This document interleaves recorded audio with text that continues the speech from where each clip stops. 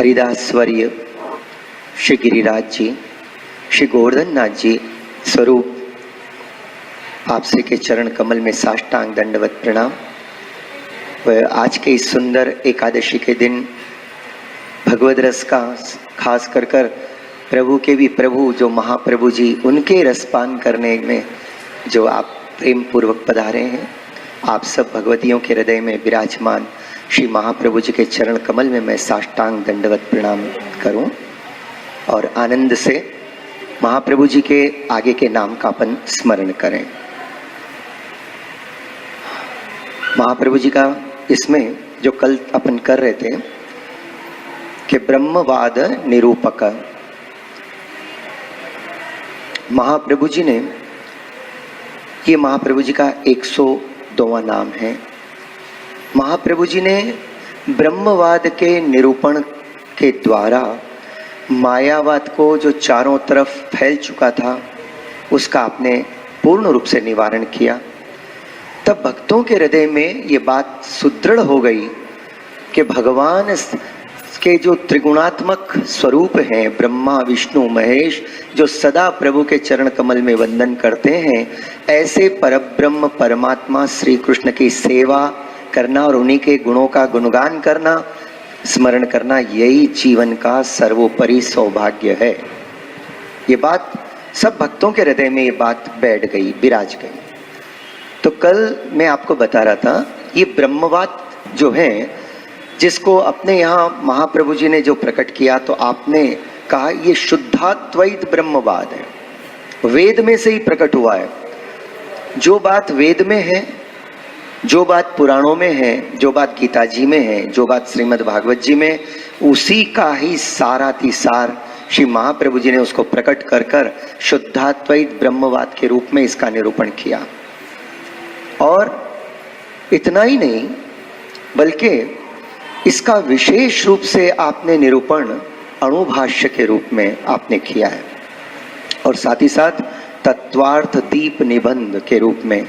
तो इन सब अलौकिक ग्रंथों में जो महाप्रभु जी ने शुद्धाद्वैत ब्रह्मवाद को समझाया है कि ब्रह्म का स्वरूप, माने इसका मतलब क्या है कि ब्रह्म कैसा होता है, ब्रह्म का स्वरूप कैसा होता है, ये जो सारी बातें महाप्रभु जी ने बताई और जो कई दिनों तक, 28 दिनों तक चर्चा होते रही, और फिर महाप्रभु जी जहाँ जहाँ पधारे हैं वहाँ पर भी आपने ब्रह्मवाद को स्थापन कर मायावाद का निराकरण कर दिया था। तो वो ब्रह्मवाद का अपन जरा थोड़ा सा सरलता से दर्शन करें। कल ये प्रसंग अपनो चल रहे हो तो मैंने कल परब्रह्म के विषय में थोड़ा सा अपन दर्शन कर रहे थे। परब्रह्म कैसा होता है? परब्रह्म जो है वो निर्गुण है, सगुण और साकार है। निर्गुण भी है, सगुण भी है, साकार भी है, निराकार भी है, निर्धर्मक भी है, सद्धर्मक भी है। और वो परब्रह्म अगणितानंद स्वरूप है। परब्रह्म अगणितानंद स्वरूप है, आनंद की, सौंदर्य की, माधुर्य की और सब लीलाओं के स्रोत की पराकाष्ठा है, मूल है।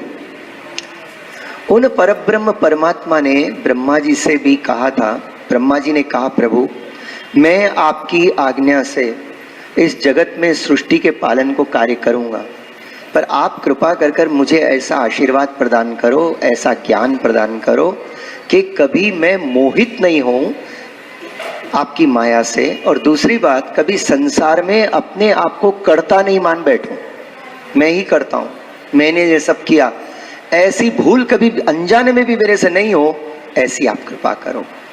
तो उस समय जो परब्रह्म परमात्मा प्रभु ने ब्रह्मा जी को जो ज्ञानोपदेश किया है, जिसको अपने यहाँ चतुश्लोकी भागवत के रूप में माना जाता है।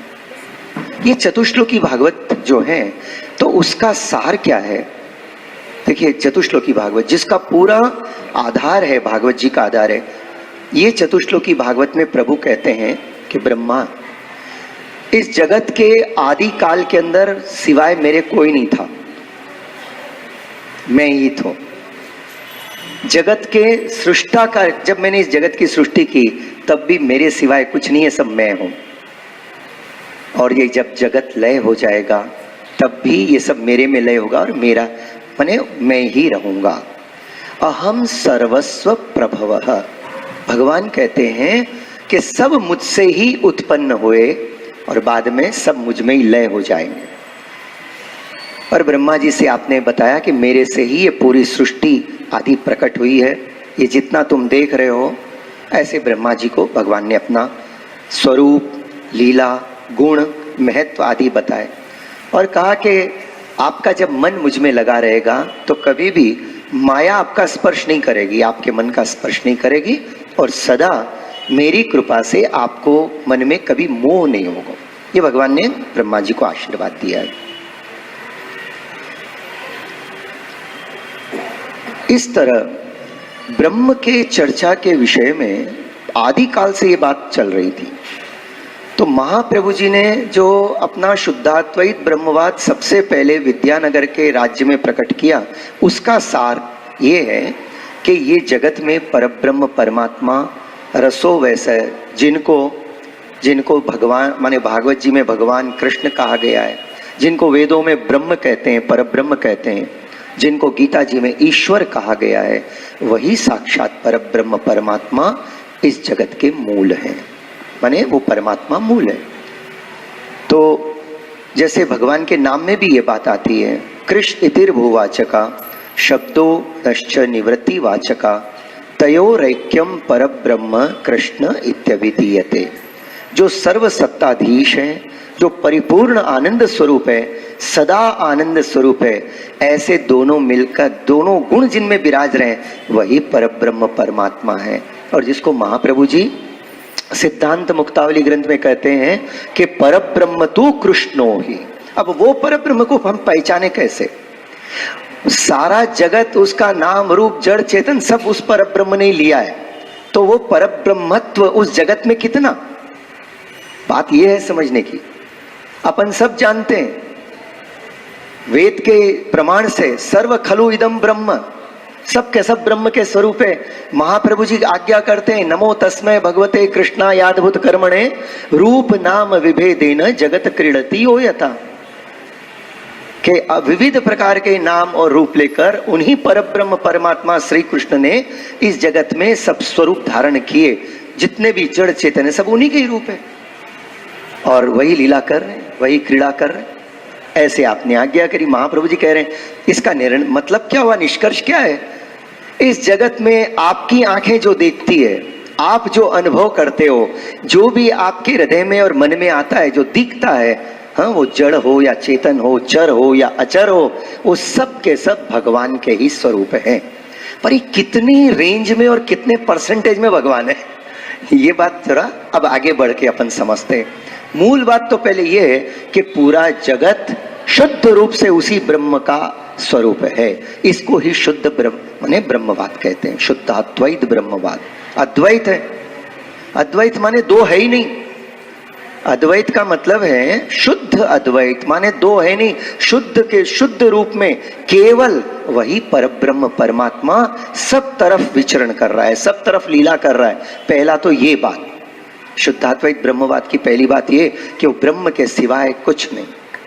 अपन जिस के साथ भी अपना संपर्क है, भले वो कोई भी हो, अपना रिलेशंस के अंदर या अपने रिलेशन में नहीं भी है, लेकिन जिसको भी अपन देखते हैं, सबको पहचानते हैं, किसी को मनुष्य के रूप में, किसी को पशु के रूप में, सब के सब परमात्मा के स्वरूप हैं।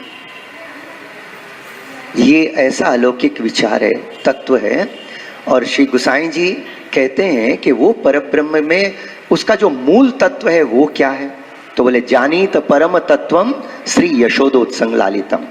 यशोदा जी के वही परब्रह्म परमात्मा ने जब द्वापर युग में सारस्वत कल्प में जब उनकी इच्छा हुई तो वो भूतल पर प्रकट हुए, गोकुल में प्रकट हुए और सब जो सुंदर सुंदर लीलाएं करी, यशोदा जी को सुख दिया, अनंत ब्रज भक्तों को सुख दिया। वो ही परब्रह्म परमात्मा साक्षात इस जगत का मूल तत्व है। उन्हीं की सेवा, उन्हीं का स्मरण करने से जीव को परमानंद की प्राप्ति होती है। और महाप्रभु जी कहते हैं कि भजनंद कुमारम सर्व सुख सारम तत्व विचारम ब्रह्म परम, कहते हैं ना नंद कुमार अष्टक के अंदर। सुंदर गोपालम उर्वनमालम नयन विशालम दुःखहरम वृंदावन चंद्रम आनंद कंदम परमानंदम धरणीधरम वल्लभ घनश्यामम पूरण कामम अत्यभिरामम प्रीतिकरम भजनंद कुमारम सर्वसुख सारम तत्व विचारम ब्रह्म परम भजनंद कुमारम सर्व सुख सारम तत्व विचारम ब्रह्म परम।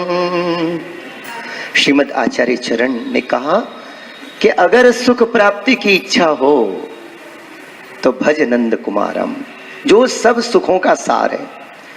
सार का मतलब है आपको कहीं कुछ खाने में सुख मिलेगा, कहीं देखने में सुख मिलेगा, कहीं व्यवहार करने में सुख मिलेगा, कहीं कुछ कहने में सुख मिलेगा, कहीं सुनने में सुख मिलेगा। इन सारे सुखों को अगर मंथन कर कर उसका सार निकाला जाए तो भज नंद कुमारम सर्व सुख सारम तत्व विचारम ब्रह्म परम। वही परब्रह्म इस जगत का मूल तत्व है। लेकिन उस मूल तत्व ने क्या किया? अगर उनको ये सब करना नहीं होता तो जैसे सृष्टि की आदि काल में अकेले थे वैसे अकेले ही रह जाते। क्यों ये त्रिगुणात्मक सृष्टि प्रकट करी और अनंत जीवों को प्रकट किया? भाई ये अपने लिए नहीं, फोकट में अपन फंस रहे। ये तो परमात्मा ने अपने आनंद के लिए प्रकट किया है।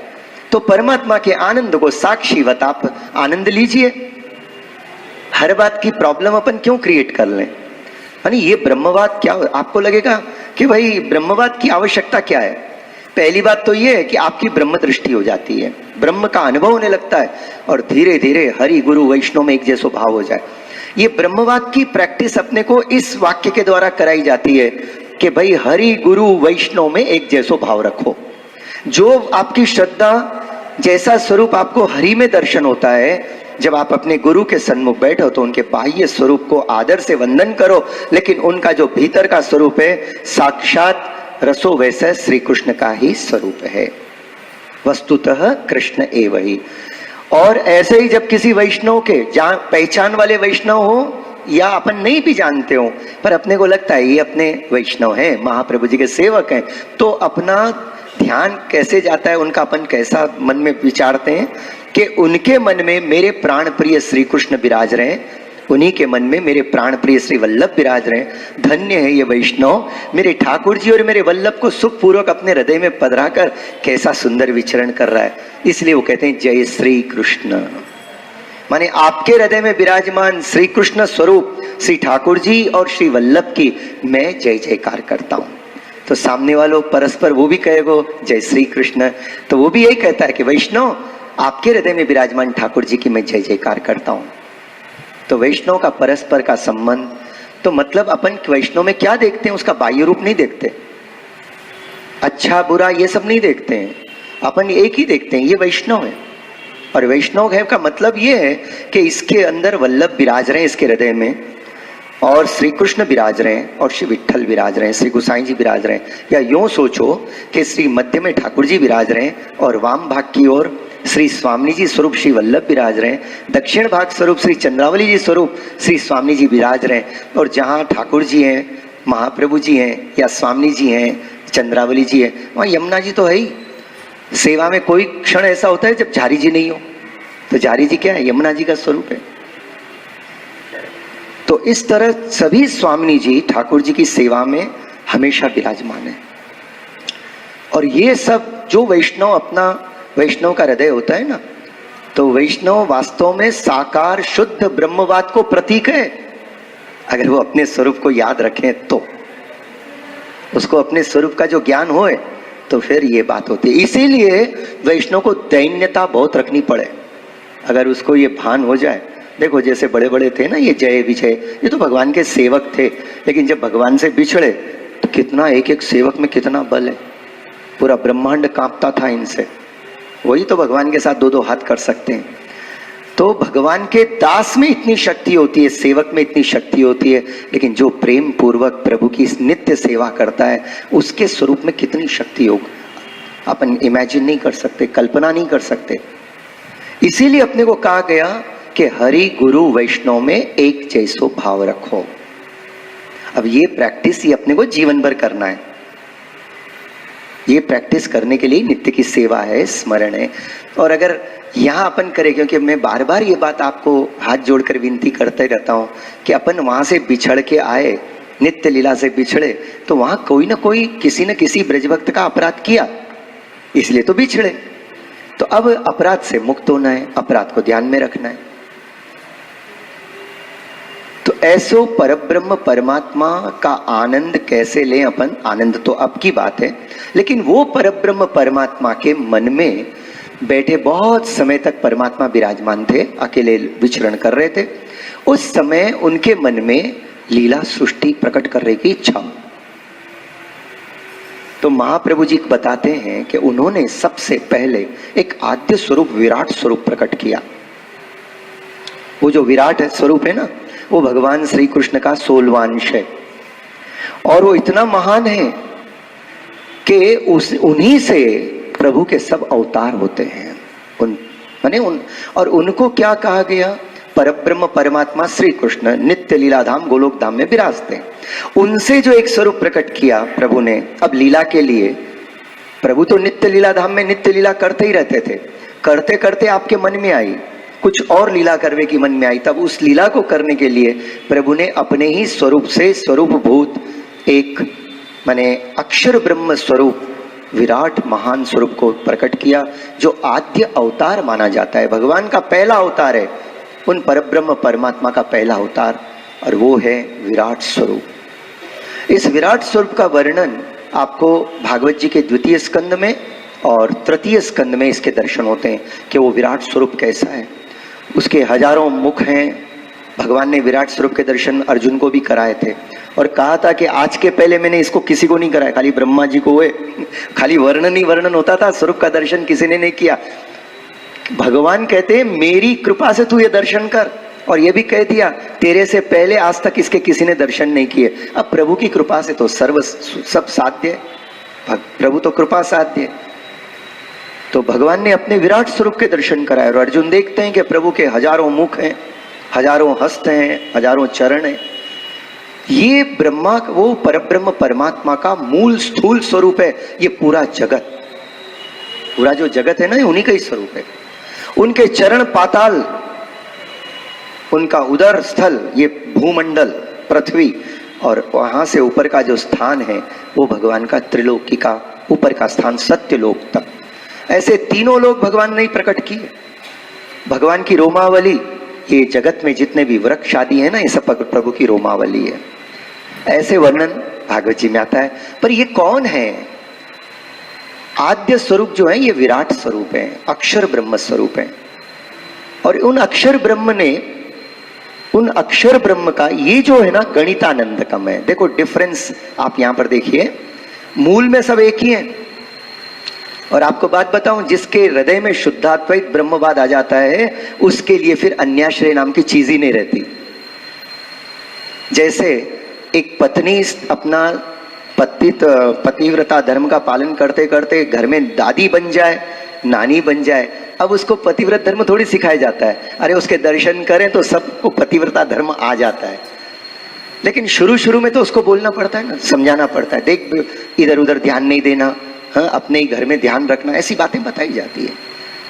उस लेवल पे पहुंचने के बाद तो ब्रह्म के सिवाय इस जगत में कुछ नहीं है। लेकिन जब तक आपको हर बात में पृथकता लगती है, मैं अलग हूं, ये अलग है, ये अलग है, तब तक आपको इस बात का भी ध्यान रखना पड़ेगा कि अनन्य आश्रय ही प्रभु का करना पड़ेगा। एक लक्ष्य रखकर एकाग्र चित्त से प्रभु में चित्त रहेगो तो हृदय के अंदर सब प्रकार के अलौकिकताएं प्रकट होगी।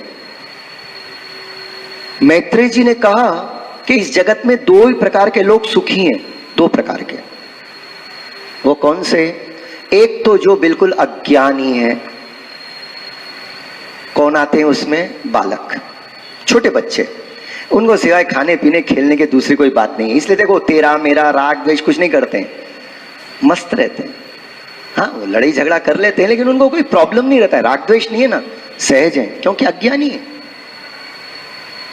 और दूसरे जो वास्तव में भगवत स्वरूप का ज्ञान कर कर प्रभु के चरण कमल में अपना मन समर्पित कर चुके हैं और अहर्निश प्रभु का चिंतन करते हैं, उनको दुख क्या है उनको नहीं मालूम रहता है। उनके हृदय के आकाश का एक एक कोना आनंद से भरा रहता है। अब ये अपने हाथ में, भगवान ने कहा तुमको अगर आनंद का अनुभव करना हो तो बाहर से नहीं बरसेगो आनंद, अपने को ऐसे ब्रह्म सृष्टि अपनी बनानी पड़ेगी। ब्रह्म सृष्टि जो है वो ब्रह्म दृष्टि अपने को बनाकर वो साक्षात परब्रह्म का अनुभव अपने को अपने हृदय में करना पड़ेगा सहज रूप से। जो ही महाप्रभु जी आज्ञा करते हैं, चेतस्तव प्रवणम सेवा, सेवा करते समय यही ध्यान रहता है कि वही परब्रह्म परमात्मा, भले इनका निरूपण कितने ही रूपों में हुआ है, परंतु वो परमात्मा इस रूप में मेरे सामने बैठ विराजमान है।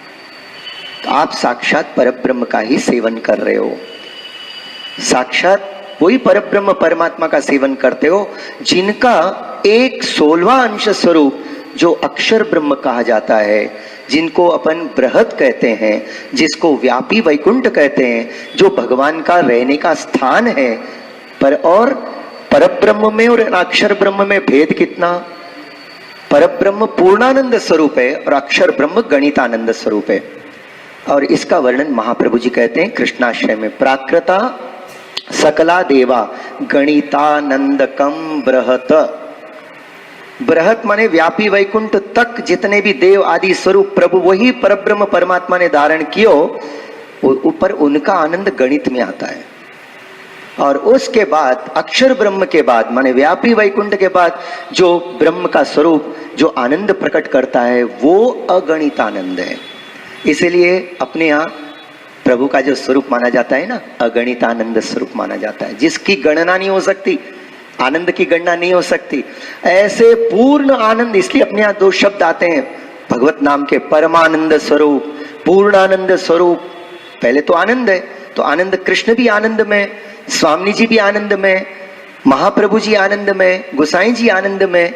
पर यही आनंद जब और भक्तों के साथ बढ़ने लगता है तब वो परमानंद स्वरूप में प्रकट हो जाते हैं, पूर्णानंद स्वरूप प्रकट हो जाते हैं। पूर्ण आनंद उसको कहते हैं कि अपना पूर्ण आनंद भी जगत में दे दे तो भी उनके आनंद में तिल मात्र भी कमी नहीं होती है, उनको पूर्णानंद कहते हैं।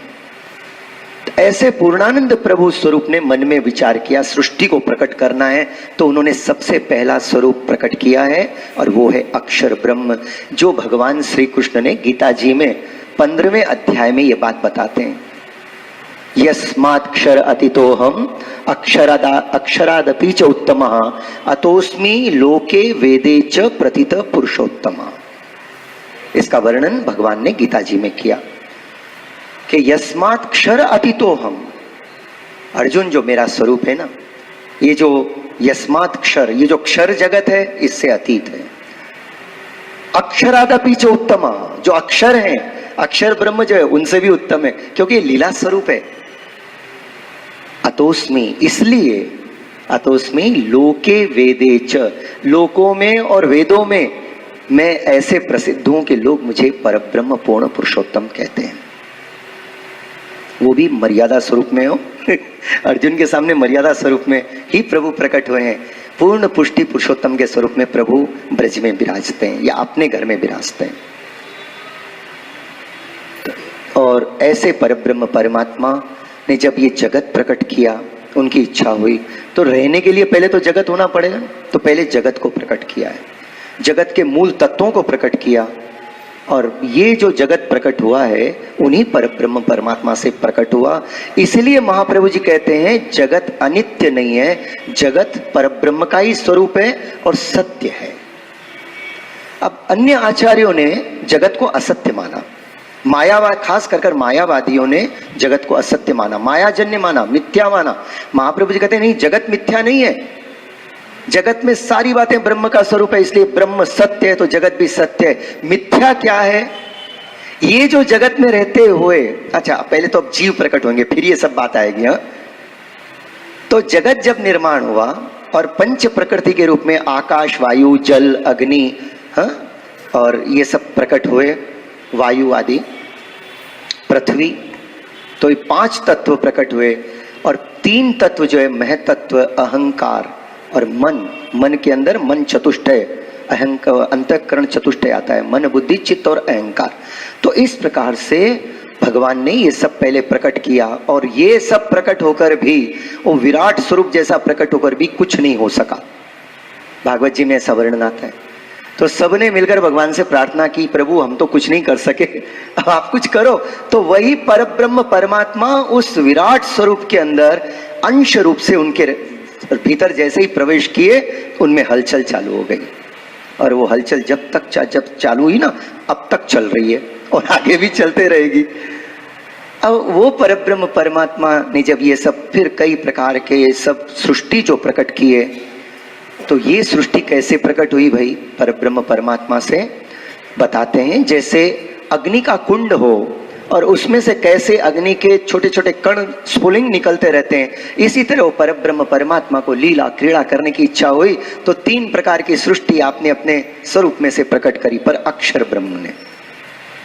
तो वो सात्विक, राजस और तामस, इन, क्योंकि ये गुणात्मक है, इसीलिए त्रिगुणात्मक स्वरूप से त्रिगुणात्मक सृष्टि प्रकट हुई। कहीं सात्विक प्रधान है, कहीं राजस प्रधान है, कहीं तामस प्रधान है, और इनके फिर मिक्सचर्स होते हैं, सात्विक राजस, राजस तामस। हाँ, अभी इस विषय में अपन नहीं जाएंगे, अपन खाली इतना अपने को मालूम है, सात्विक राजस तामस। मन शांत हो, मन प्रसन्न हो, तो उस समय आप सात्विक गुण में विराज रहे हो। आपका मन चंचल होता है, we have to do something, वो करना है, ये करना है, ये करना है, भले लौकिक अलौकिक में, उस समय राजस तत्व में चल रहे हैं अपन। और करते करते जब अपने को दूसरों को गालियां देने की इच्छा हो जाती है डांट डपट चालू हो जाती है घर के अंदर बाहर, तो समझना कि अभी अपने में तामस आवेश आए स्वयं। ये आगंतुक है, परमानेंट नहीं है। ये तो आते हैं और चले जाते हैं। पर भगवतीय में अगर सात्विक गुण विशेष रहे और सात्विक गुण से भी आगे बढ़कर जब वो निर्गुण हो जाते हैं, तो उस समय जो ठाकुर जी उनके हृदय में लीला करने लग जाते हैं और उनके हृदय के अंदर प्रवेश हो जाते हैं, तो पूर्ण अपनी लीला को प्रकट करते हैं। उस समय उसकी संज्ञा ही भगवती की होती है। लेकिन उसके पहले तो ये सब जीव हैं, अपन जीवी हैं।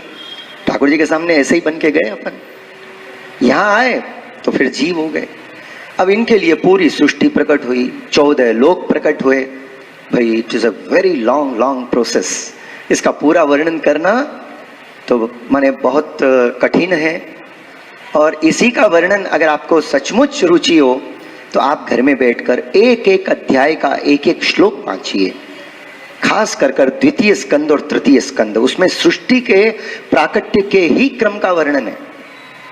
तो ऐसा हुआ कि एक दिन पहले हमारे सामने 2-4 भगवती बैठे थे। तो अभी मैं बोला ना आपको, भागवत जी महाप्रभु जी की कृपा से थोड़ा सा अवगाहन कर लेते हैं। तो उन्होंने एक भगवती ने ऐसे कही कि भाई आप इससे अपने को क्या, कि कौन किससे प्रकट हुआ।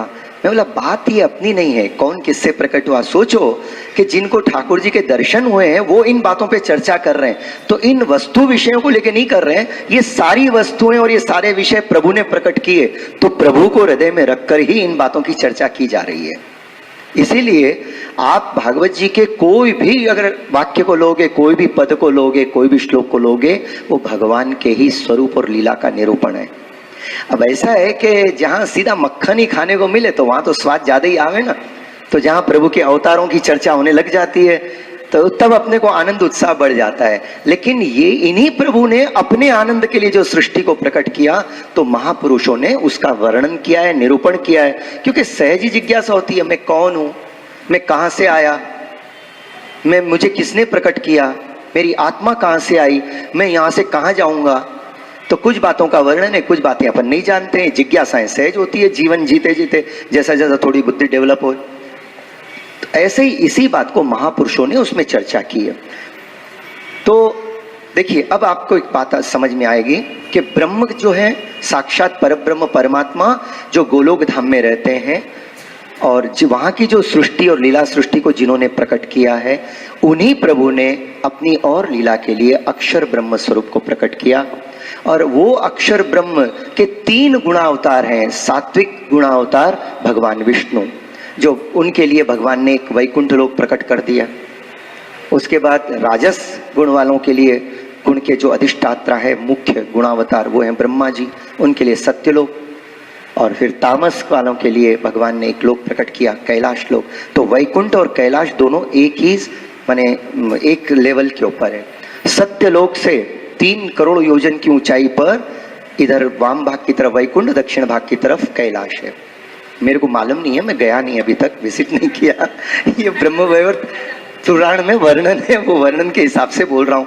अब कभी इधर उधर हो जाए तो चला लेना। और इतना जरूर है कि वैकुंठ से 50 करोड़ योजन की ऊंचाई पर प्रभु का नित्य लीला धाम है, और उसके बाद कोई धाम नहीं है। और उस धाम को प्रभु ने अपने ही आनंद शक्ति से स्वतः प्रभु ने धारण किया है, और अनंत युगों से उसमें लीला होते रहती है। कि कितनी लीला होती है, कब से कब तक चल रही, इसका कोई पार ही नहीं है। कहते हैं कि ब्रह्मा भगवान श्री कृष्ण की एक पलक उठे और गिरे, उसमें ब्रह्मा जी की पूरी आयु खत्म। ब्रह्मा जी की 100 वर्ष की आयु मानी गई, वो पूरी हो जाती है। इतना समय भगवान का जो काल स्वरूप है ना, उसको भी जब समझने बैठे तो बुद्धि चकरा जाए। इसलिए अपनी बुद्धि को जरा आराम देते हुए अपने को तो यही समझना चाहिए कि प्रभु तो काल के भी काल हैं। अपने आवे ना, श्रृंगार के कीर्तन में अपन बोलते हैं, नंद भवन को भूषण माई, नंद भवन को भूषण माई, यशोदा को लाल बीरहल धर को, राधा रमण सदा सुख दाई,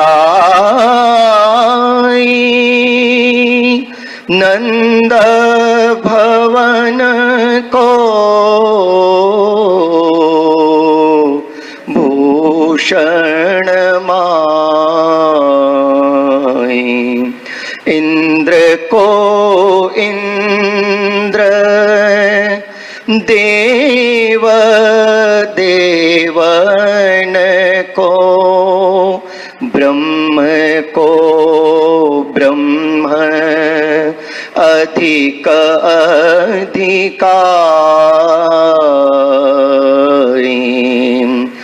काल को काल ईश ईशन को, वर्ण को वर्ण महावर दाई, नंद भवन को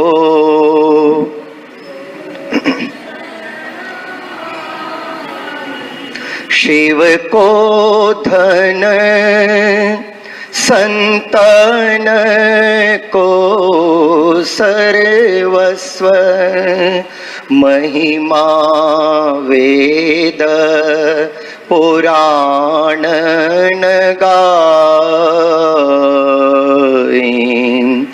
नंददास को जीवन गिरिधर, नंददास को जीवन गिरिधर गोकुल मंडन कुंवर कन्हाई नंद भवन को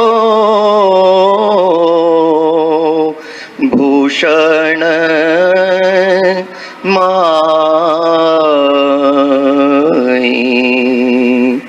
ऐसो अलौकिक प्रभु को दिव्य स्वरूप है, नंद भवन के भूषण है। शिव जी सदा वहीं विराजते हैं। ब्रह्मा जी जरा कभी कभी लीव लेकर प्रभु की लीला के दर्शन करने के लिए आ जाते हैं तो बेचारे चकरा जाते हैं। जिसके जितने ज्यादा माथे हुए उतना चकरा जाए। देखिए ब्रह्मा जी पूज्य हैं, मैं उनके चरणों में वंदन करता हूँ जिन्होंने प्रभु की आज्ञा को मान के इतनी सृष्टि को प्रकट किया। लेकिन श्रीमद् भागवत जी के अंदर 14 जो 3 अध्याय प्रक्षिप्त माने गए और उसमें यही है कि ब्रह्मा जी को भी मोह हो गया। प्रभु के स्वरूप के दर्शन कर कर, लीलाओं के दर्शन कर कर प्रभु को, ब्रह्मा जी को भी मोह हुआ और ब्रह्मा जी को परीक्षा लेने की इच्छा हुई कि परब्रह्म यही है। उन्हीं को परब्रह्म कहते हैं भाई, कि जिनकी लीला को ब्रह्म स्वरूप लोग भी तुरंत नहीं जान सके, अपनी तो बिसात क्या है। तो अपन जब ब्रह्मा जी जैसे भी जिनको नहीं जान सकते हैं, कभी कभी थोड़ी देर के लिए चकरा जाते हैं। ऐसा नहीं कि हमेशा ही नहीं जानते हैं।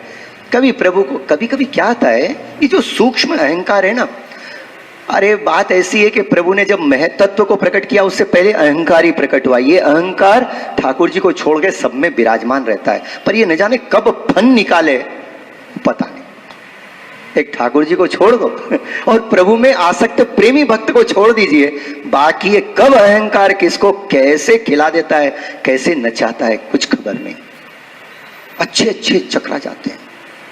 और ये जो गुणावतार भी है ना, ये बड़े बड़े महान देव, ये भी भगवान की माया से कुछ क्षण के लिए तो ये भी चक्कर में आए। कहने का मतलब इतना ही है कि प्रभु की शक्ति जो जिसको अपन माया कहते हैं वो इतनी प्रबल है, बहुत प्रबल है। और तभी तो आनंद आता है।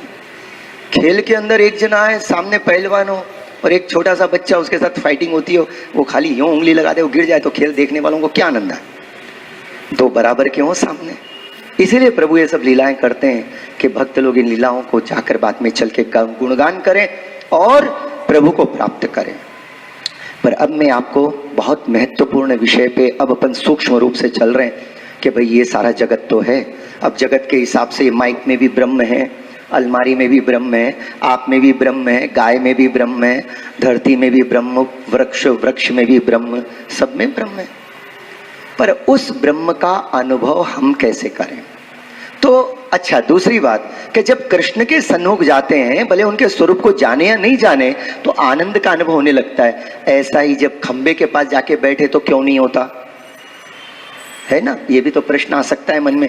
आप तो कह रहे हो कि खंबा भी ब्रह्म है, दरवाजा भी ब्रह्म है, दीवार भी ब्रह्म है, टेबल भी ब्रह्म है, सब ब्रह्म है, तो फिर अनुभव क्यों नहीं होता है? अब जरा और एक बात विचार कीजिए कि वो परब्रह्म परमात्मा जब अक्षर ब्रह्म के रूप में प्रकट हुए तो उनमें 3 गुण हैं, सच, चित और आनंद। इसलिए उनका वर्णन कैसे किया जाता है? सच्चिदानंद स्वरूपः। और भागवत जी का प्रथम मंगलाचरण का श्लोक ऐसा ही है, सच्चिदानंद रूपाय विश्वोत्पत्त्यादि हेतवे तापत्रय विनाशाय श्रीकृष्णाय वयं नमः। देखिए ये श्लोक इतना व्यास जी ने मंगलाचरण में कहा है, इसमें पूरी भगवत लीला आ जाती है। जो जो वर्णन भागवत जी में सर्ग में विसर्ग की लीलाओं में जो होता है ना, सब वर्णन इस श्लोक में आ जाता है। कैसे? देखो, सच्चिदानंद रूपाय, भगवान कैसे हैं? तो कहते हैं सच्चिदानंद स्वरूप है। और विश्वोत्पत्त्यादि हेतवे, जितना भी विश्व अपने को नजर दृष्टि गोचर हो रहा है, और बहुत सा विश्व ऐसा है जिसको अभी अपन नहीं जानते, वैज्ञानिक भी नहीं जानते, ऐसे बहुत से विश्व चल रहे हैं।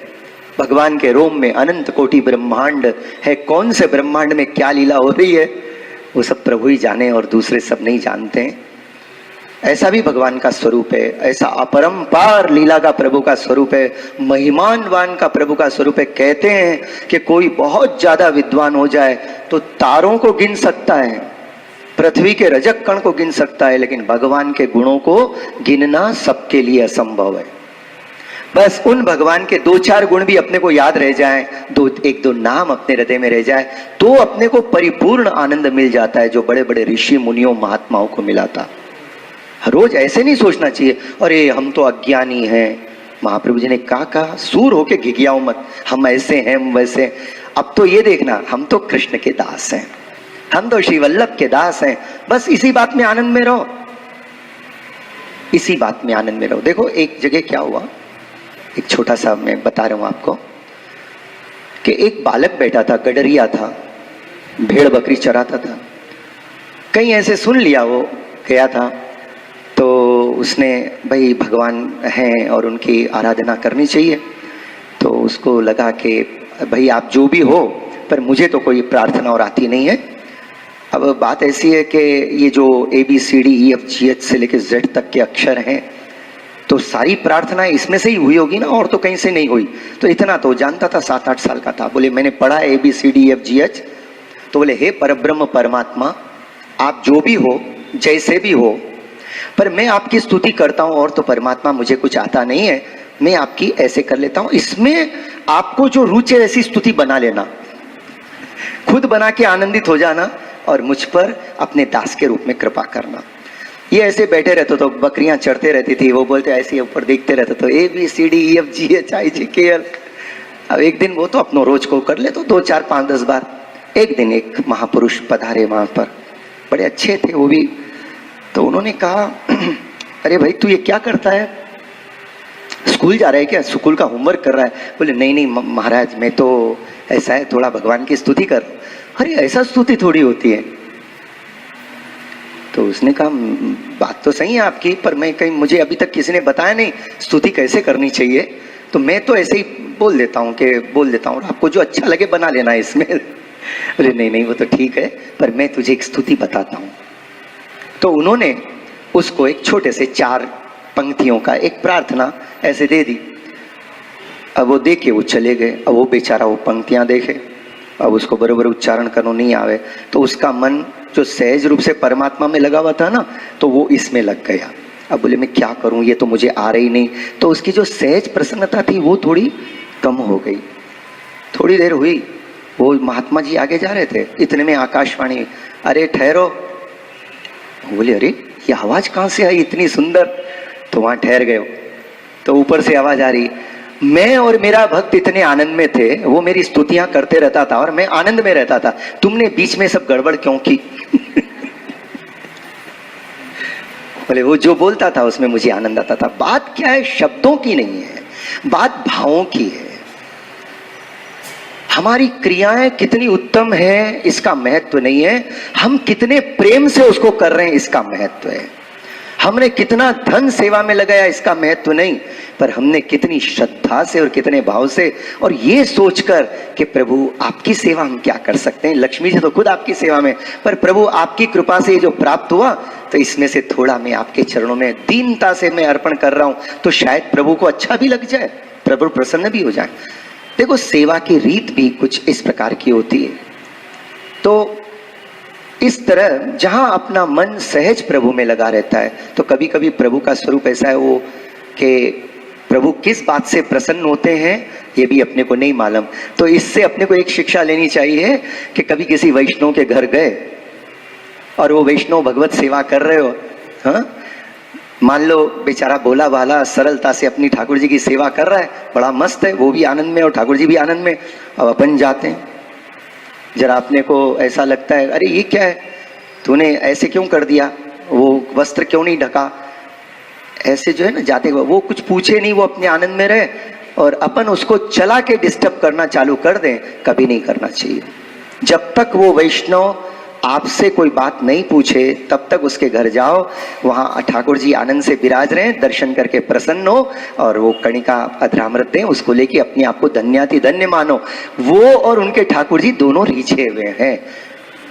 We don't have any right to disturb them. वहां जाके शिक्षा देने की जरूरत नहीं है, सबके लिए वल्लभ कुल विराज रहे हैं, है ना। आप कौन है, अपन कौन है भाई, ऐसे नहीं करना। इससे यही शिक्षा लेनी है। ठाकुर जी उनसे प्रसन्न है। हाँ, अगर अब वो आपसे पूछे आपको कोई बात आती, और वो अगर आपसे पूछते हैं कि भाई ये कैसे करना, ठाकुर जी को पिछोरो कैसे बनाए, इस ऋतु में कौन सा वस्त्र ले, भोले हैं अभी अभी प्रारंभ किया है, जरूर बता दो भाई ये ले लो, ऐसा सुखपूर्वक सुंदर हाथ को लगाओ तो आपके हाथ को सुख मिले, बस उससे प्रभु को सुख मिलेगा। लाइट कलर्स ऐसे जो अगर आपसे पूछते हैं तो बता दो। अब उसके पास जो है उसने प्रेम से धराया, ठाकुर जी धर के आनंदित हुए, और अपन जाकर बोले ये क्या कर रहे हैं, ऐसे रंग धराते हैं क्या, उसका मन उदास हो जाता है। ये अपने को कभी नहीं करना चाहिए। सेवा कृतिर गुरु आज्ञा। ठाकुर जी भक्त की हर बात से प्रसन्न है, बहुत ज्यादा ज्ञान की आवश्यकता नहीं। अरे ऐसा भी नहीं है कि रोज अपने को यहां बैठकर सुनना है, चलो अभी तो एक विषय चल रहा है सुन रहे हैं अपन, ऐसी कोई बात नहीं है। ये सुनना क्या है, ये कोई क्रिया नहीं है, ये तो अपने प्रभु के में क्या क्या आनंद है उसका थोड़ा श्रवण के द्वारा अपन हृदय के अंदर अपने हृदय को आनंदित कर रहे हैं। समय मिले तो सुन लेना, नहीं मिले तो कोई बात नहीं, टाटा कर लेना दूर से, उसमें क्या है कोई जरूरी नहीं है। जरूरी एक ही चीज है, ठाकुर जी की सेवा और प्रभु का स्मरण, ये दो बहुत जरूरी है। इसलिए महाप्रभु जी कहते हैं स्मरणम भजनम चापी न त्याजमिति में मति। तो मैं आपको बता रहा था कि वो परब्रह्म परमात्मा का जो गुण है सच्चिदानंद स्वरूप, तो उनमें से सत स्वरूप और चित स्वरूप और आनंद स्वरूप, ये तीन गुण है। तो तीन गुण माने क्या, सत स्वरूप माने सत्य स्वरूप है, स्थूल स्वरूप। इस जगत में जो भी जड़ स्वरूप जो प्रकट हुए, पृथ्वी, धरती, जल, पहाड़, वृक्ष आदि, ये जो सब है ना, ये भगवान के, इवन अपना शरीर, ये सब भगवान के सद अंश से प्रकट हुए हैं, सदंश से प्रकट हुए। अब इसके बाद जो चित है माने चैतन्यता, जैसे अपने में चेतनता रहती है ना, खाना पीना, देखना, करना, दौड़ना, बातें करना, सोचना, विचारना, निर्णय करना, फिर काम करना, ये सब क्या है, ये चेतनता है। ये प्रभु का ही गुण है, जिसके कारण अपन माने जड़ जग माने जड़ के अंदर खाली जड़ बात आती है। जैसे जो अचर है समझिए, ये पृथ्वी है, पर्वत आदि हैं, वृक्ष हैं, ये सब सदंश, शुद्ध सदंश स्वरूप है। अपन अपने में दो अंश है, सदंश और चिदंश। अपने में सदंश में तो है ही नहीं, माने सदंश में परमात्मा का जो तीसरा गुण है ना आनंद, वो नहीं है। अपने में सदंश और चिदंश है, अपने में आनंद गुप्त है, छिपा हुआ है अपने अंदर है लेकिन छिपा हुआ है। और ये जो आनंद है ना, भगवान ने जीवों में छिपा दिया। इसके कारण जो परमात्मा के अंश स्वरूप, परमात्मा से ही प्रकट हुए जीव, जो परमात्मा का ही स्वरूप है, अगर परमात्मा के स्वरूप की पहचान हो जाए ना, देन उसके बाद आप में और परमात्मा के स्वरूप में कोई भेद है ही नहीं। इसीलिए तो शुद्ध अद्वैत कहते हैं। पर वहां भेद माना हुआ है मन का। जैसे ब्रजभक्तों को ठाकुर जी ने प्रकट किया, तो nothing, Brajbhakt is nothing but Thakur ji, Shri Vallabh, Swami ji, Yamuna ji, कुछ माने और कोई नहीं है, केवल ठाकुर जी हैं। भेद कोई, ऐसा कोई भेद नहीं होता है, शुद्ध अद्वैत है। पर यह भेद क्यों स्वीकार किया गया? इसलिए कि प्रभु की लीला में आनंद आए, प्रभु की लीला को आनंद बढ़े। सब कृष्ण ही होकर बैठ जाए तो भगवान रास कहां करे? भक्त कैसे स्वरूप आनंद का अनुभव करें? या के लिए भाव ठाकुर जी ने ऐसे अलग अलग धरे। भगवान सर्वोपरि तो है, भगवान से प्रकट जितने भी हैं सब भगवत स्वरूपात्मक हैं, भगवत शक्ति से भरे हुए, पर उनमें दास भाव है। स्वामी जी कहते हैं ना, तुम हो नंद जू के छैल छबीले, हम हैं गुजरिया दासी तिहारी। कृष्ण दास श्री चरण पर राधा जुवारी। तेरो मुख नीको के मेरो री प्यारी, तेरो मुख नीको के मेरो री प्यारी, ले दर्पण देखो मृग नैनी, साची कहो वृषभान दुलारी, तेरो मुख नीको के मेरो री प्यारी। ये तो नित्य लीला की बात है। एक दिन नित्य लीला में प्रिया प्रियतम श्रृंगार करे, परस्पर श्रृंगार करके विराजमान है।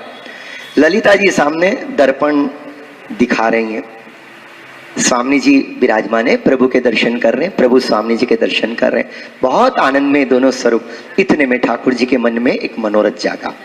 ठाकुर जी ने कहा, अरे प्यारी जू, एक बात मेरे मन में आई, मैं आपसे पूछना चाहूं। तो ले पूछो प्राणनाथ, क्या आज्ञा है? तो कहने लगे, तेरो मुख नीको के मेरो री प्यारी।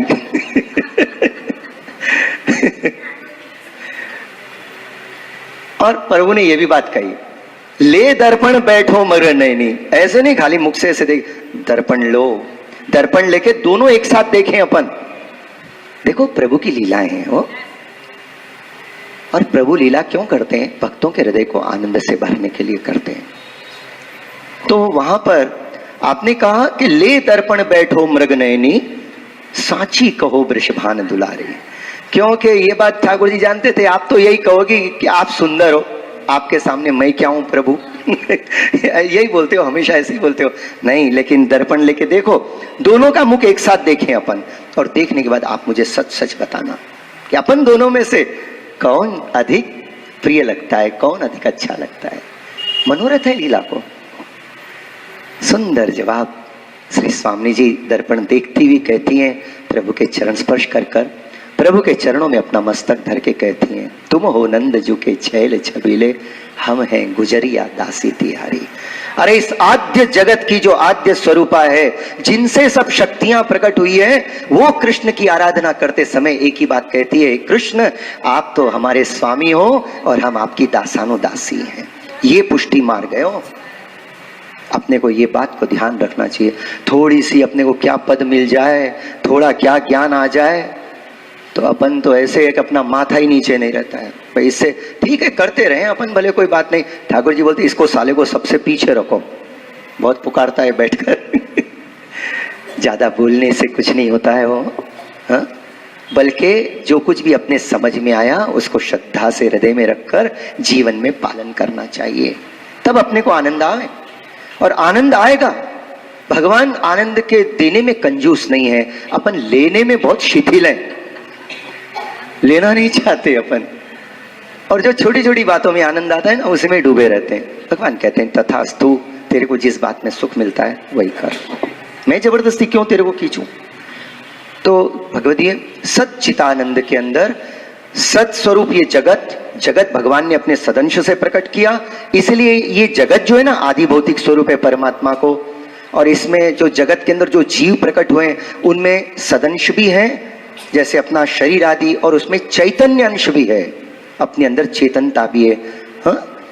और इसके साथ साथ आनंद अंश अपने में गुप्त है। और ये आनंद अंश भगवान ने जब मनुष्य से और इतर प्राणियों को प्रकट किया, जिनको अपन दिव्यता से युक्त, उनको देवता कहते हैं। याद करो, प्राकृता सकला देवा गणितानंदकम बृहत। महाप्रभु जी कह रहे हैं कि प्रकृति में, प्रकृति के माध्यम से, इस प्रकृति के द्वारा जितने भी देव आदि प्रकट हुए हैं उनमें एक तो प्राकृतिक गुण है, और इसलिए उनका आनंद सीमित है। अपन तो बिल्कुल ही प्राकृतिक है, अपन तो बिल्कुल प्राकृतिक है, इसलिए अपने को आनंद का अनुभव होता नहीं था। आज ऐसे मत बोलना हो, अभी तो आनंद के सागर में डूब रहे, नहीं डूब रहे क्या? डूब रहे कि नहीं डूब रहे? या चुप, अब जबरदस्ती ऐसा बोलने वालों प्रश्न कर तो रहे तो मानना ही पड़ता है ना, ताकि फोकट में डिस्कशन करेंगे। आनंद में, आनंद स्वरूप प्रभु के गुणगान में आनंद नहीं मिलेगा तो और क्या मिलेगा भाई। ये वो स्थान है शांति का जहां बैठकर अपने त्रिताप शांत हो जाते हैं। और यही बात तो ब्रह्मा जी ने भी कही, सच्चिदानंद रूपाय विश्वोत्पत्त्यादि हेतवे तापत्रय विनाशाय। अरे जगत का जीव जो 3 प्रकार के तापों से हमेशा दुखी है, संतप्त है, जलते रहता है, कभी शरीर का दुख, कभी मन का दुख, कभी इंद्रियों का दुख, कभी मस्तिष्क का दुख, तो कभी आत्मा का दुख, इन सब से हमेशा दुख से ग्रस्त है। ऐसा जीव को शांति की तलाश में वो न जाने कहां कहां भटकते रहता है। पर अगर वो जीव आकर भगवान श्री कृष्ण के चरणों में वंदन करे और प्रभु से जैसा अपने को आए प्रेम से, मैं अक्सर एक बात बोलता हूं, देखो डेली कुछ न कुछ नया करने की कोशिश तो हर एक को करनी चाहिए, पर अपन जो भी प्रेम से करते हैं, भले सेवा का कार्य हो, भले गुणगान का कार्य हो, प्रभु बहुत प्रसन्न होते हैं। यहाँ ऐसे हाँ नहीं, ऐसी बात नहीं है। एक घड़ी यहाँ भी जीते हैं तो बाकी की घड़ियां घर में भी जीते हैं अपन लोग, ठाकुर जी की सेवा करते हैं, हाँ 24-84 की वार्ता करते हैं। बात इतनी है कि यहाँ आविष्कार हो रहा है, discovery of the happiness, discovery of the bliss. Happiness तो खैर वर्ल्डली होती है, पर ब्लिस माने आनंद की डिस्कवरी हो रही है। कहाँ आनंद है, कहाँ विराज रहा है, किस रूप में विराज रहा है, ये सब प्रकार की एक क्लास चल रही है अपने महाप्रभु जी के चरणों में बैठकर। और यही सारी बातें महाप्रभु जी ने बताई शुद्धाद्वैत ब्रह्मवाद के अंदर। अणुभाष्य बहुत विस्तार का है, मैंने कहा ना कि उसको बैठे तो बड़ों के चरणों में बैठकर अगर बैठे वल्लभ कुल के चरणों में, तो वो अपने को समझाए तो कुछ समझ में आए। ये तो खाली उसकी सार कुछ 2-4 बूंदे हैं, जो जितनी मेरी अल्प बुद्धि में आई वो मैंने यहाँ गिरिराज बाबा के चरणों में बैठकर आपकी सेवा में अर्पण कर दिया। भाई इतना तो ब्रह्मवाद जान ले अपन ओके। तो ऐसे भगवान का जो आदि भौतिक स्वरूप है, सदंश स्वरूप, वो जगत, उससे जगत प्रकट हुआ। और इस जगत के जो जीव हैं उनमें भगवान ने सदंश भी रखा और चैतन्य अंश भी रखा है, और जो अपना आनंद अंश है वो जीव में से तिरोहित कर लिया, उसमें से ले लिए। अब जीव पे जो नहीं है उसी को प्राप्त करने के लिए जीवन भर करते रहता है। कभी पार्टियां करता है तो कभी खुद करता है, कभी दूसरों की पार्टियों में जाता है, उसको लगता है यहाँ नहीं तो वहां तो आनंद मिल जाएगा। ऐसे ही तरह तरह की जो अपनी इंद्रियां हैं, उन इंद्रियों के विषय में वो रत होने लग जाता है, सोचता है कि ये करने से शायद आनंद मिले, क्योंकि थोड़ी देर के लिए सुख मिलता है ना। ऐसा तो अपनी हर इंद्रिय के विषय में वो रमने लगता है। तो पर महाप्रभु जी ने कहा विषयाक्रांत देहा नाम नावेश सर्वतारे। ऐसा हुआ क्यों कि भगवान ने तो सब इंद्रियां आदि सब भगवान के ही स्वरूप बने थे, पर ये सब के अंदर जीव रहते हुए आनंद क्यों नहीं अनुभव कर सकता है, क्यों नहीं कर सका।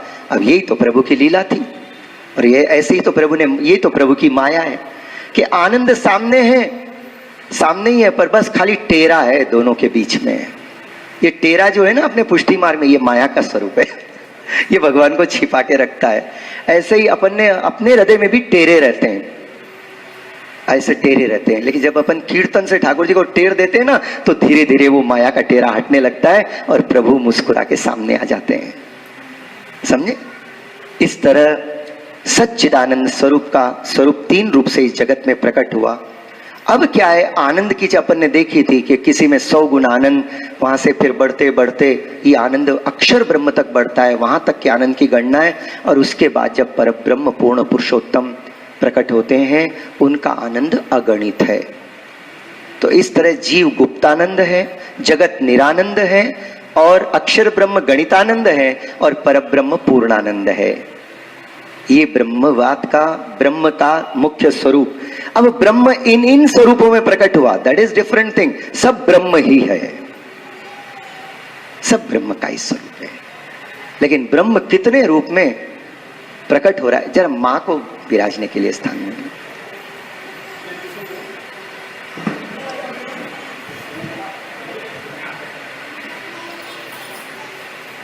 श्रीमद आचार्य चरण ने आगे आज्ञा करी, ये बात समझाई आपने विद्यानगर के उस साम्राज्य के अंदर कि वो जो अक्षर परब्रह्म परमात्मा है, उन्हीं का अक्षर ब्रह्म का एक स्वरूप जो है, उनसे सारे अवतार होते हैं। अब जगत प्रकट हुआ, तो जगत प्रकट हुआ, जगत के अंदर माया भी है, भगवान की शक्ति वो, लेकिन वो माया क्या करती है, हमेशा जीवों को अपनी देह और इंद्रियन में आसक्त कर देती है, और उनमें अविद्या के कारण पंच पर्वा अविद्या, देहाध्यास, इंद्रियाध्यास, अंतःकरणाध्यास, प्राणाध्यास और स्वरूप विस्मृति।